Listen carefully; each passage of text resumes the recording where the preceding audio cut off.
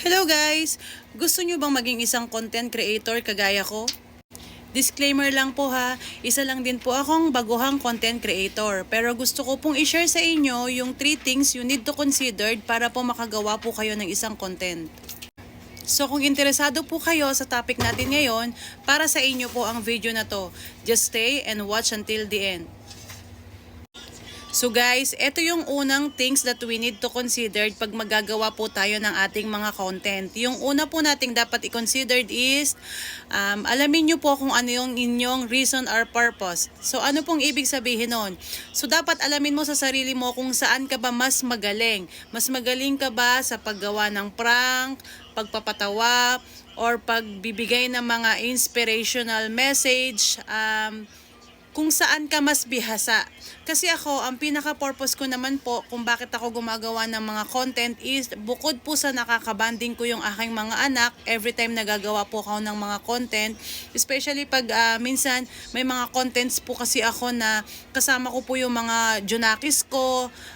Yun, nag-i-enjoy po ako sa kung ano po yung ginagawa ko. Kaya kahit na alam kong mahirap, pinagpapatuloy ko pa rin kasi nga nag-e-enjoy po ako.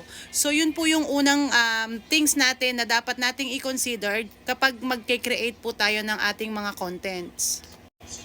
So yung number 2 that we need to consider para po sa paggawa ng ating mga content is create your own video. So ano po yung ibig sabihin nun? Ibig sabihin po nun, for example, gagawa po kayo ng sarili nyong video, so i-assure nyo po na kayo po mismo ang gumawa ng video na yon or meron siyang sariling originality. Hindi ko naman po sinasabi na bawal po tayong kumuha ng ibang video or style sa ibang mga content creator. Pero dapat at the end of the day, kayo pa rin po ang mismong gagawa ng inyong video. Kasi masarap din po sa pakiramdam na for example, dumating ang isang araw na mag-viral man ang isa sa ating mga video, so magiging proud ka sa sarili mo na ako ang gumawa ng video na to. So yung number 3 that we need to consider is be consistent and be patient. So ano po yung ibig sabihin nun? Be consistent sa paggawa ng mga video. So mas maganda po kung nakakapag-upload po kayo ng isang video sa isang araw or much better kung dalawa.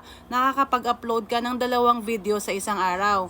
So yung be patient naman po is, syempre kailangan mong maging patient kasi hindi naman sa lahat ng bagay is nakukuha natin sa madalian.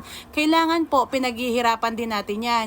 So sooner or later, malalaman din natin na lahat ng bagay na pinaghihirapan natin is pagtatagumpayan natin. So, kailangan natin maging patient. So, yun lang guys. So, kung may natutunan po kayo sa video ko na to, please like and share my video and follow for more videos. Bye!